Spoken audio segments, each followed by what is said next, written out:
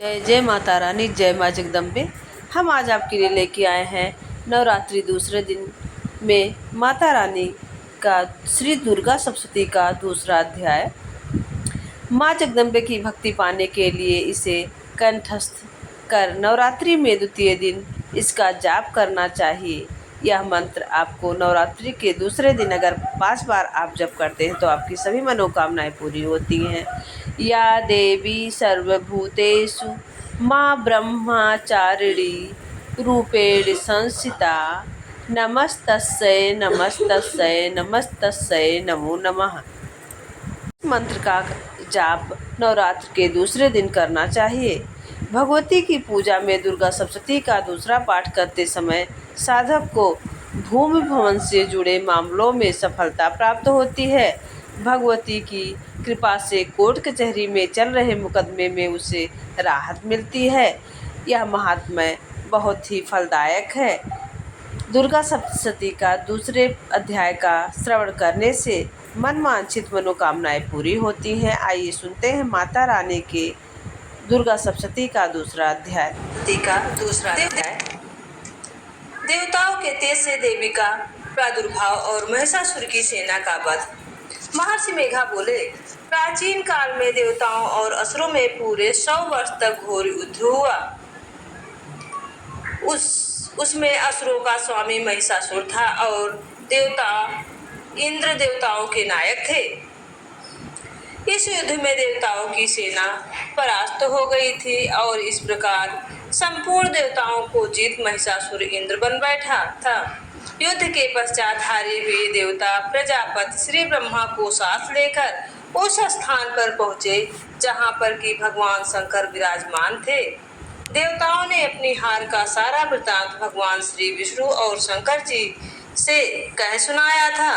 वह कहने लगे, हे प्रभु, महिषासुर सूर्य, इंद्र, अग्नि, वायु, चंद्रमा, यम, वरुण तथा अन्य देवताओं के सब अधिकार छीनकर सबका अधिष्ठाता स्वयं बन बैठा है। उसने समस्त देवताओं को स्वर्ग से निकाल दिया है। वह मनुष्यों की तरह पृथ्वी पर विचर रहे हैं।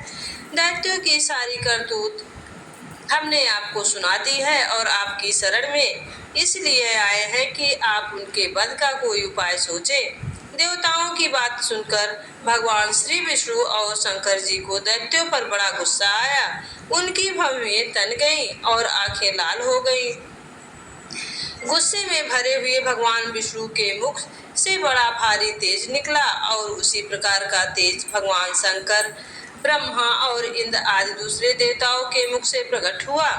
फिर वह सारा तेज एक में मिल गया और तेज का पुंज वह ऐसे दिखता था जैसे कि ज्वालामय पर्वत हो। देवताओं ने देखा कि उस पर्वत की ज्वाला चारों ओर फैल गई और देवताओं के शरीर से प्रकट हुए तेज की किसी अन्य तेज से तुलना नहीं हो सकती। एक स्थान पर इकट्ठा होने पर वह तेज एक देवी के रूप में परिवर्तित हो गया और अपने प्रकाश से तीनों लोकों में व्याप्त जान पड़ा। वह भगवान शंकर का तेज था। उसने देवी का मुख प्रकट हुआ। यमराज के तेज से उनके सिर के बाल बने। भगवान श्री विष्णु के तेज से उनकी भुजाएं बनी। चंद्रमा के तेज से दोनों स्तन और इंद्र के तेज से जंघा और पिंडली तथा पृथ्वी के तेज से निस्तंभ भाग बना। ब्रह्मा के तेज से दोनों चरण और सूर्य के तेज से उनकी अंगुलियां बनी। वासुओं के तेज से हाथों की अंगुलियां एवं कुबेर के तेज से नासिका बनी। प्रजापति के तेज से उनके दांत और अग्नि के तेज से उनके नेत्र बने। संध्या के तेज से उनकी भवें और वायु के तेज से उनके कान प्रकट हुए। इस प्रकार उस देवी का प्रादुर्भाव हुआ। महिषासुर से पराजित देवता उस देवी को देखकर अत्यंत प्रसन्न हुए। भगवान शंकर ने अपने त्रिशूल में से एक त्रिशूल निकालकर उस देवी को दिया। वरुण ने देवी को शंख भेंट दिया। अग्नि ने उन्हें शक्ति भेंट दी। वायु ने उन्हें धनुष और बाण दिए। सहस्त्र नेत्रों वाले श्री देवराज इंद्र ने उन्हें अपने वज्र से उत्पन्न करके वज्र दिया और ऐरावत हाथी का एक घंटा उतार कर देवी को भेंट दिया।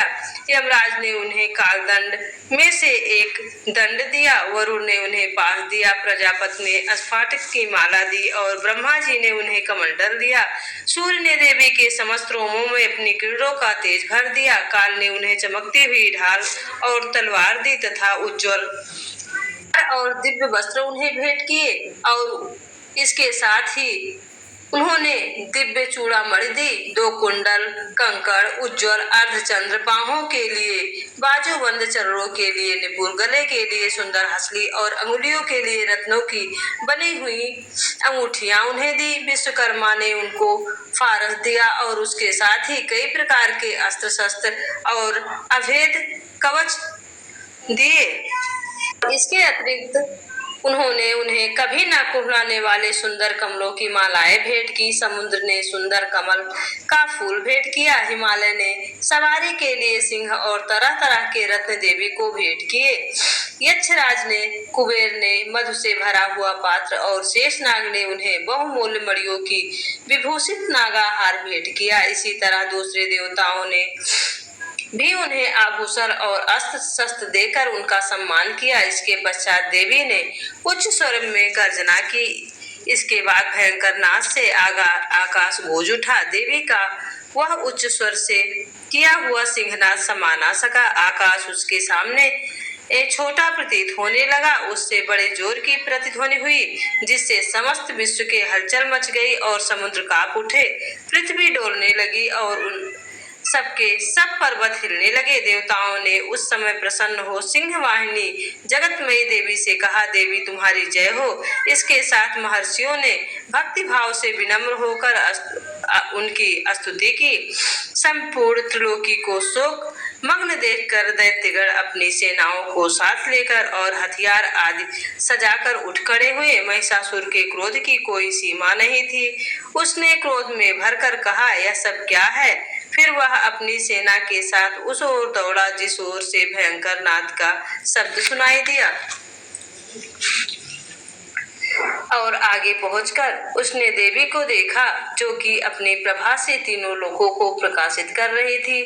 उनके चरणों से भार से पृथ्वी दबी जा रही थी। माथे के मुकुट से आकाश में एक रेखा सी बन रही थी और उनके धनुष की टंकार से सब लोग क्षुब्ध हो रहे थे। देवी अपनी सहस्त्र भुजाओं को संपूर्ण दिशाओं में फैलाए खड़ी थी। इसके पश्चात उनके दैत्यों के साथ युद्ध छिड़ गया और कई प्रकार के अस्त्र शस्त्रों से सब दिशाएं उद्भासित होने लगी। महिषासुर की सेना का सेनापति चिच्छुर नामक एक महान असुर था। वह आगे बढ़कर देवी के साथ युद्ध करने लगा और दूसरे दैत्यों की चतुरंगिणी सेना साथ लेकर चमार लड़ने लगा और 60,000 महारथियों को साथ लेकर उदग्र नामक महादैत्य आकर युद्ध करने लगा और महाहनु नामक असुर 1 करोड़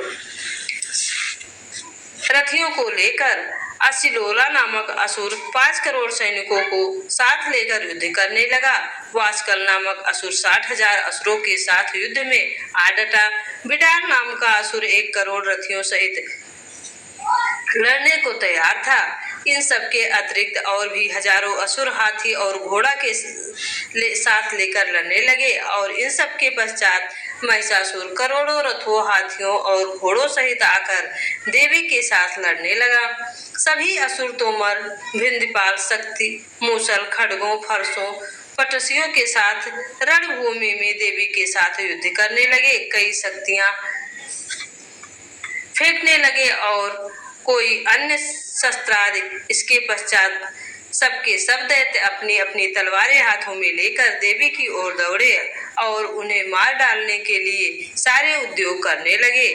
मगर देवी ने क्रोध में भरकर खेल ही खेल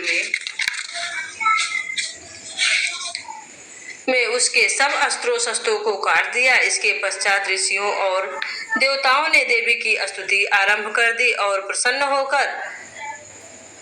होकर देवताओं ने देवी की स्तुति आरंभ कर दी और प्रसन्न होकर असुर के शरीर पर अस्त्र शस्त्रों की वर्षा करती रही। देवी का वाहन भी क्रोध में भरकर दैत्यों की सेना में इस प्रकार विचरने लगा जैसे कि वन में दावानल फैल रहा हो। युद्ध करती हुई देवी ने क्रोध में भरकर जितने श्वासों को छोड़ा वह तुरंत ही सैकड़ों हजारों गढ़ों के रूप में परिवर्तित हो गए। विभिन्न दीपाल, खड्ग तथा पट्टसी इत्यादि अस्त्रों शस्त्रों के साथ दैत्यों ने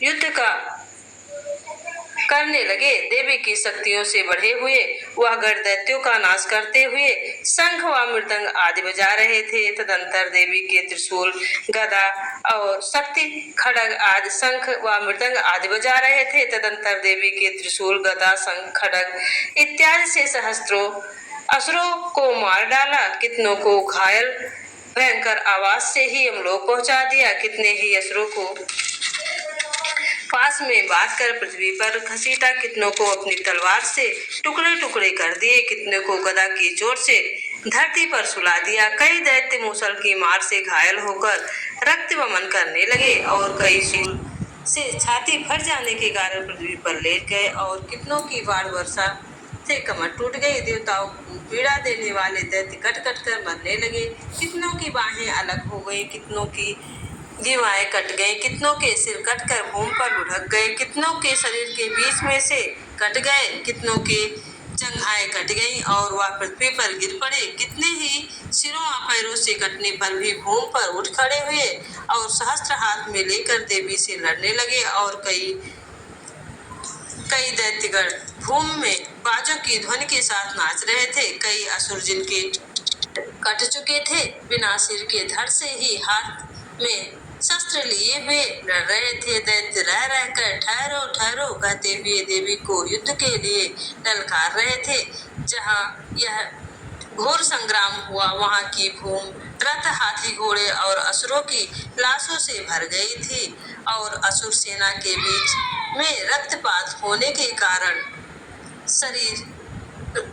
रुधिर की नदियां बह रही थी। और इस तरह से देवी ने असुरों की विशाल सेना को क्षण भर में इस तरह से नष्ट कर डाला जैसे दृढ़ काष्ठ से बड़े समूह को अग्नि नष्ट कर डालती है और देह का सिंह भी गर्दन के बालों को हिलाता हुआ और बड़ा शब्द करता हुआ असुरों के शरीर से मानो उनके प्राणों को ढूंढ रहा था। वहां देवी के गणों ने जब दैत्यों के साथ युद्ध किया तो देवताओं ने प्रसन्न होकर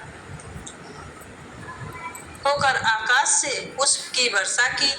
यहाँ समाप्त होता है दूसरा अध्याय। हेमा आदिशक्ति भवानी तो दुष्टों का संहार करती हैं और जो भी भक्ति भाव से इस कथा का श्रवण करता है उसकी सभी मनोकामनाएं पूरी होती हैं। माँ उसके घर में सुख समृद्धि देती हैं और स्वस्थ रखती हैं। जय जय माता दी।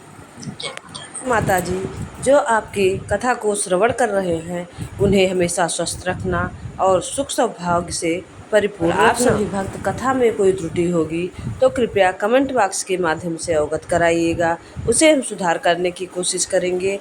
और चैनल को ज़्यादा से ज़्यादा शेयर करिएगा, लाइक करिएगा, सब्सक्राइब करिएगा और बेल आइकन को प्रेस करना ना भूलिएगा जिससे मेरी आने वाली नोटिफिकेशन आपको मिल सके।